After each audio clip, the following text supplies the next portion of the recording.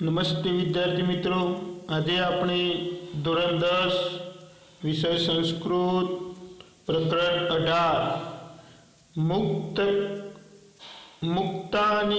મુક્તાની એટલે કે છૂટા છવાયા મુક્તકો.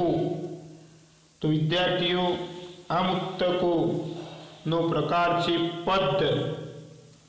તો હવે આપણે થોડી પ્રસ્તાવના જોઈએ. संस्कृत साहित्य में प्रहेलिका, कूट श्लोको, अंतरालाप, प्रश्नोत्तरमाला जेवा विविध प्रकारना रमूजी अने तर्क बुद्धियुक्त मुक्तको विपुल प्रमाण में रचायेला छे. मुक्तक प्रकारनी आ रचना में क्यारेक श्लेषनो तो क्यारेक संधिनो उपयोग करीने चमत्कृति ऊभी करवामां आवी छे. क्यारेक वरी समास फेर करीने तो क्यारेक अन्वय फेर करीने द्विविध अर्थघटन करीने चमत्कृति सर्जवामां आवी छे. तो आ प्रकारना मुक्तकोनी रचनाना सरंग एक ग्रंथ तरीके थई होती नथी, परंतु आवा मुक्तको तो कालांतरे जुदा जुदा प्रदेश में विद्वान कविओ द्वारा रचवामां आवेला छे. वरी तेमनो संग्रह पण भिन्न ग्रंथों में थतो रह्यो छे. वर्तमान में आवा मुक्तकोनो संग्रह करीने तेने सुभाषित रत्न भंडागार तरीके प्रकाशित करवामां आव्यो छे. प्रस्तुत पाठ में विविध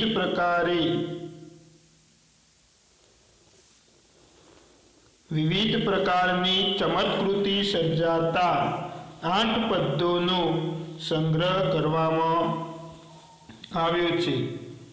તો આવી ચમત્કૃતિ માત્ર મનોરંજન માટે જ નહીં, મનોરંજન માટે જ હોય છે તેવું નથી. શાબ્દિક રીતે અને આર્થિક રીતે ચમત્કૃતિ સર્જતા આ પદ્યોમાં માનવીય જીવને ઉત્તમ બનાવવા માટેના ઉપાયોનો પણ ઉપદેશ હોય છે. आ उपदेश मुजब जीवन जीवीने मानस सर्वत्र सफलता प्राप्त करी सके छे अने पोताना जीवनने सुखी बनावी सके छे. तो विद्यार्थीओ, हवे आपणे मुक्तको जोईए. तो विद्यार्थीओ, पहेलुं मुक्तक पिनाक फणी बालेन्दु भस्म मंदाकिनी युता पवर्ग रचिता मूर्तिर पवर्ग प्रदस्तास्तुंव. तो विद्यार्थीओ જોઈએ શબ્દાર્થ એટલે કે પિનાક, ફણી, બાલેન્દુ, ભસ્મ, મંદાકિની, યુતા આ બધાનો અર્થ થાય છે. એટલે કે પિનાક એટલે કે તે નામનું ધનુષ્ય, ફણી એટલે કે સાપ, બાલેન્દુ એટલે કે બીજનો બાળચંદ્ર, ભસ્મ એટલે કે રાખ અને મંદાકિની એટલે કે ગંગા જેવા. એટલે કે પવર્ગ રચિતા એટલે કે પવર્ગ એટલે કે 5 પવર્ગ. તો પ, ફ, બ, ભ અને મ એ 5 વર્ણોથી શરૂ થતા શબ્દોથી યુક્ત पवर्ग वडे रचायेली मूर्तिना आ विशेषणों छे. तो पवर्ग रचिता मूर्ति એટલે કે पवर्गना अक्षरों द्वारा रचवामां आवेली मूर्ति. अपवर्ग प्रदा એટલે કે મોક્ષ આપનારી અને व એટલે કે તમને બધાને. तो विद्यार्थी जो આપણે જોઈએ એનો અનુવાદ જોઈએ. તો પિનાક એટલે કે ધનુષ્ય, ફણી એટલે કે સાપ, બાલેન્દુ એટલે કે ચંદ્ર રેખા, ભસ્મ એટલે કે રાખ અને મંદાકિની એટલે કે ગંગા. તો આ બધાથી યુક્ત એવી પ વર્ગ દ્વારા રચવામાં આવેલી ભગવાન શિવની મૂર્તિ તમને મોક્ષ આપનારી થાવ. તો વિદ્યાર્થીઓ હવે બીજું મુક્તક જોઈએ.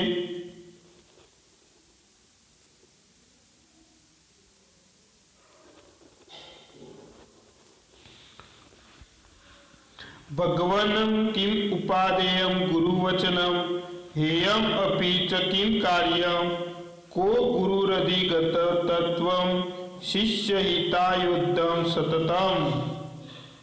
ભગવન એટલે કે હે ભગવાન, ઉપાદેય એટલે કે ગ્રહણ કરવા જેવું, ગુરુવચનમ એટલે કે ગુરુનું વચન, હેયમ એટલે કે ત્યાગ કરવા જેવું, અકાર્યમ એટલે કે ન કરવા જેવું કામ, ગુરુ એટલે કે કોણ ગુરુ છે, અધિગતત્વમ એટલે કે જેને તત્વજ્ઞાન પ્રાપ્ત કર્યું છે તે, શિષ્ય હિતાય એટલે કે શિષ્યના કલ્યાણ માટે, હિત માટે, સતતમ એટલે કે સતત નિરંતર, ઉદ્ધત એટલે કે તત્પર. તો વિદ્યાર્થીઓ એનું અનુવાદ જોઈએ. તો હે ભગવાન, ગ્રહણ કરવા જેવું શું છે? હે ભગવાન, ગ્રહણ કરવા જેવું શું છે? તો ગુરુ વચન. અને ત્યાગવા યોગ્ય શું છે? તો ન કરવા જેવું કામ. ગુરુ કોણ છે? તો જેને તત્વજ્ઞાન પ્રાપ્ત કર્યું છે અને જે નિરંતર શિષ્યના હિત માટે તત્પર રહે છે તે. તો હવે વિદ્યાર્થીઓ આપણે ત્રીજું મુક્તક જોઈએ.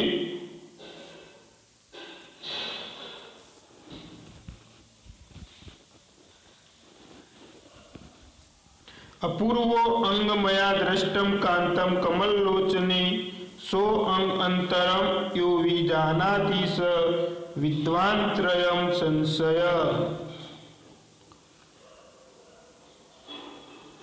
તો હવે આપણે જોઈએ શબ્દાર્થ.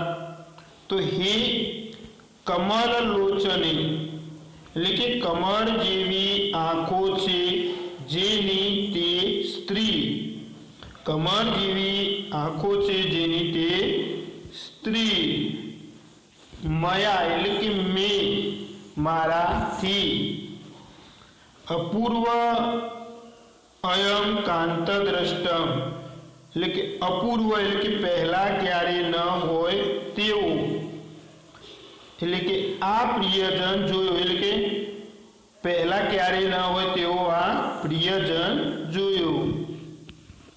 વિજાનાતિ એટલે કે જાણે છે અને સમજે છે, જાણે છે અથવા સમજે છે. સંશયમ એટલે કે શંકા, દેહ, શંકા, સંદેહ.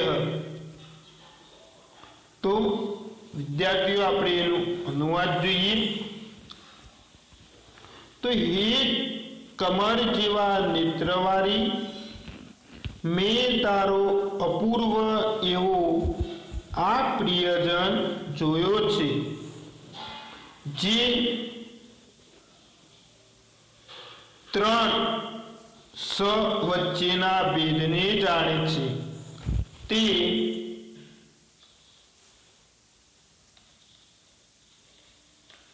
જે સ વચ્ચેના ભેદને જાણે છે તે અશોક છે, તે અશોક છે, તે દુઃખ વિનાનો છે અને તે અહીં વિદ્વાન છે. એમાં કોઈ શંકા નથી. એમાં કોઈ શંકા નથી. તો વિદ્યાર્થીઓ હવે ચોથી સુભાષિત જોઈએ આપણે.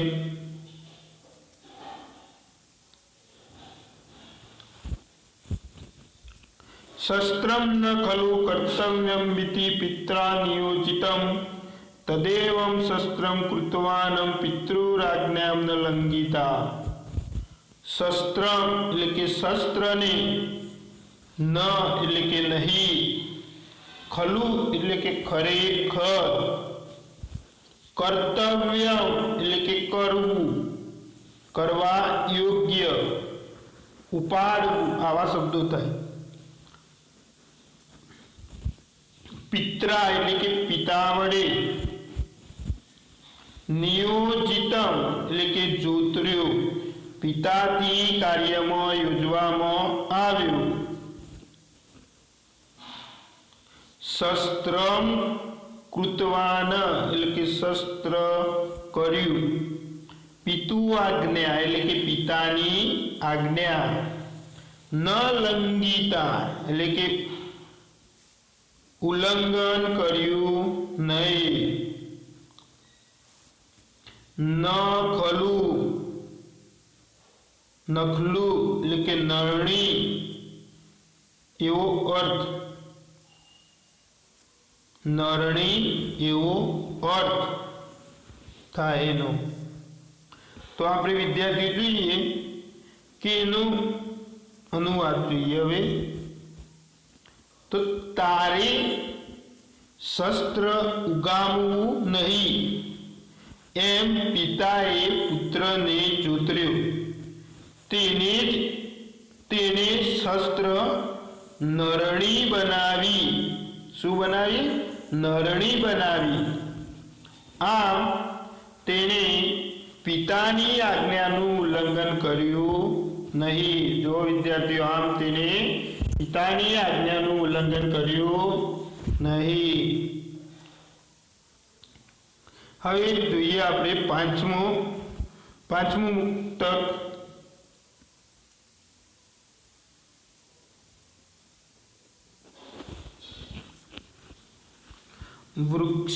વૃક્ષાગ્રે ફલમ દ્રષ્ટમ ફલા અગ્રે વૃક્ષ એવં ચ અકારાદિ સકારાંતમ યો જાનાતિ સ પંડિતમ.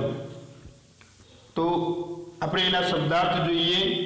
વૃક્ષસ્ય અગ્રે એટલે કે વૃક્ષની આગળ, ટોચ ઉપર, ફલમ એટલે કે ફળને, દ્રષ્ટમ એટલે કે જોયું, ફલાગ્રે એટલે કે ફળની આગળના ભાગમાં, વૃક્ષ એવ એટલે વૃક્ષ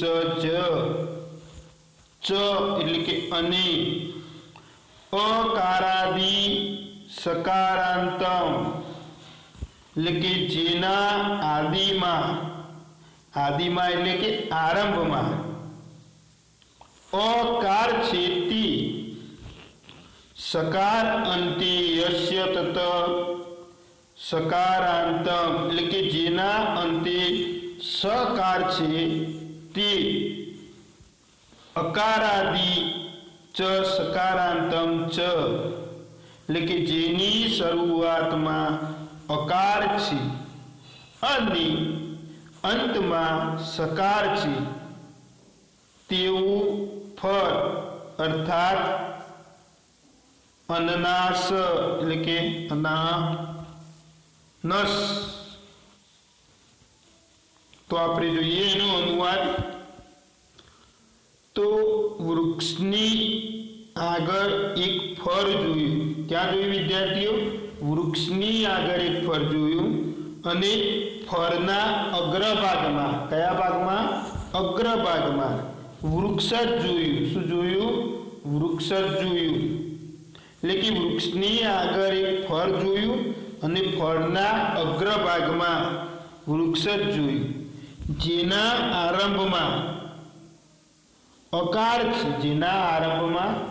છે, અને અંતે સકાર છે. શરૂઆતમાં અકાર છે અને છેલ્લે સકાર છે. જે તેને જાણે છે, જે તેને જાણે છે તે પંડિત છે. કોણ છે વિદ્યાર્થીઓ? પંડિત. તે પંડિત છે. તો આપણને ખબર હોય અ એટલે કે અનાનસ, તો અકારથી શરૂઆત થાય છે અને છેલ્લે સકારથી પૂર્ણ થાય છે. તો અનાનસ, તો આપણે ખાધું હશે અનાનસ, તો આપણે જોઈએ છીએ બજારમાં તો અનાનસ આને કહેવાય, તો એ અનાનસની વાત છે. તો હવે આપણે છઠ્ઠો જોઈએ મુક્તક. યથા નયતિ કૈલાસમ નંગમ ગાન સરસ્વતી તથા નયતિ કૈલાસમ ન ગંગા ન સરસ્વતી. હવે આપણે જોઈએ એના શબ્દાર્થ. યથા એટલે કે જેવી રીતે, જેમ. નયતિ એટલે કે લઈ જાય છે. કૈલાસમ એટલે કે કૈલાસને. નગમ એટલે કે પર્વતને. ગાન સરસ્વતી એટલે કે ગાનરૂપી સરસ્વતી. કૈલાસમ ન ગંગા ન સરસ્વતી એટલે કે કૈલાસ પર, કૈલાસ પર્વત પર નહીં, ગંગાને નહીં, સરસ્વતી કૈલાસ પર્વત પર નહીં, ગંગાને નહીં, સરસ્વતી. તો આપણે એનો અનુવાદ જોઈએ. તો જે ગાનરૂપી સરસ્વતી કૈલાસ પર્વત ઉપર લઈ જાય છે તેમ ગાનરૂપી સરસ્વતી એટલે કે ગાયને સરસ્વતીની આપણે વંદના કરીએ તો સરસ્વતી એ ગંગા નદી કૈલાસ પર્વત ઉપર લઈ જાય છે તેમ, એટલે કે જેમ ગાનરૂપી સરસ્વતી કૈલાસ પર્વત ઉપર લઈ જાય છે તેમ કૈલાસ પર્વત પર ગંગા કે સરસ્વતી પણ લઈ જતી નથી. કૈલાસ પર્વત પર ગંગા કે સરસ્વતી પણ લઈ જતી નથી. તો હવે સાતમું મુક્તક જોઈએ.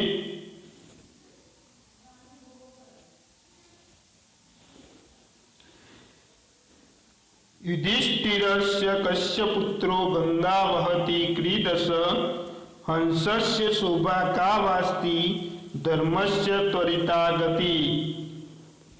યુધિષ્ઠિરસ્ય કશ્ય પુત્રો ગંગા વહતિ ક્રીડસી હંસસ્ય શોભા કા વાસ્તિ ધર્મસ્ય ત્વરિતા ગતિ. તો હવે એના શબ્દાર્થ જોઈએ. યુધિષ્ઠિર એટલે કે યુધિષ્ઠિર, કશ્ય એટલે કે કોનું, પુત્ર એટલે કે પુત્ર, ગંગા ગંગા, વહતી એટલે કે વહે છે, ક્રીડસી એટલે કે કેવી રીતે, હંસસ્ય એટલે કે હંસની, શોભા એટલે કે શોભા સુંદરતા, કા એટલે કે સી અને વા એટલે કે અથવા, અસ્તિ એટલે કે છે, ગતિ એટલે કે ચાલ, ન ત્વરિતા એટલે કે ઝડપી, ત્વરિતા એટલે ઝડપી, ન ધર્મસ્ય એટલે કે ધર્મરાજનો. તો વિદ્યાર્થીઓ હવે આપણે એનો અનુવાદ જોઈએ. તો યુધિષ્ઠિર કોનો પુત્ર છે? યુધિષ્ઠિર કોનો પુત્ર છે? તો ધર્મનો. ગંગા કેવી રીતે વહે છે? ઝડપી. તો વિદ્યાર્થીઓ ગંગા કેવી રીતે વહે? ઝડપી. હંસની શોભા શી છે? તો તેની ગતિ અને ચાલ. હંસની શોભા તેની ગતિ અને એની ચાલ છે. તો વિદ્યાર્થીઓ હવે છેલ્લું મુક્તક આઠમું. દ્વંદ્વો દ્વિગુરુરપી ચાહમ વદગેહે નિત્યમ અવયયી ભાવમ તત્પુરુષ કર્મધારયમ એનાહમ શ્યામ બહુરીહિ. દ્વંદ્વો द्विगुरुरपि चाहं मद गेहे नित्यम अव्ययी भावम तत्पुरुष कर्मधारयम ये नाहम यश्याम बहुव्रीहि। तो હવે વિદ્યાર્થીઓના શબ્દાર્થ જોઈએ। દ્વંદ એટલે કે બે, બેની જોડ। દ્વિગુ એટલે કે બે કે વધારેનો સમૂહ, બે કે વધારેનો સમૂહ। મદ ગેહે એટલે કે મારા ઘરમાં, નિત્યમ એટલે કે હંમેશા, અવ્યયી ભાવમ તો વ્યય અર્થાત ખર્ચનો અભાવ, હે તત્પુરુષ એટલે કે હે તેના માણસ, કર્મધારય એટલે કે એ પદને કર્મ અને ધારય એ રીતે બે ભાગમાં વહેંચી શકાય। એટલે કે કર્મને ધારણ કર અર્થાત કામ કર। બહુવ્રીહિ બહુ છે એવો અર્થ એનો થાય। તો હવે એનું અનુવાદ જોઈએ। તો હું બેની જોડવાળો, હું બેની જોડવાળો, પતિ પત્ની બંને, પતિ અને પત્ની એટલે કે બેની જોડ થઈ। તો હું બેની જોડવાળો છું અને દ્વિગુ બે ગાયો વાળો છું, બે ગાયો વાળો, બે અંક આવ્યો। દ્વિગુ એટલે કે બે ગાયો વાળો એટલે કે દ્વિગુ સમાસ થયો। વ્યય એટલે કે ખર્ચ કરવા માટે મારી પાસે ઘરમાં કશું નથી, તેથી હે તેના પુરુષ કામકાજ કર જેથી હું બહુવ્રીહિ એટલે કે બહુ ધાન્યવાળો, અધિક ચોખાવાળો બની જાઓ, અધિક ચોખાવાળો બની જાઓ। તો ફરી એકવાર જોઈ લઈએ। તો હું બેની જોડવાળો એટલે કે પતિ પત્ની બંને છું અને દ્વિગુ એટલે કે બે ગાયો વાળો છું। વ્યય કરવા માટે મારી પાસે ઘરમાં કશું નથી, તેથી હે તેના પુરુષ કામકાજ કર જેથી હું બહુવ્રીહિ એટલે કે બહુ ધાન્યવાળો બની જાઉં। તો વિદ્યાર્થીઓ આપણે જે મુક્તકો જોયા તો એ મુક્તકો પોતાની નોટબુકમાં તેનો અનુવાદ લખવું।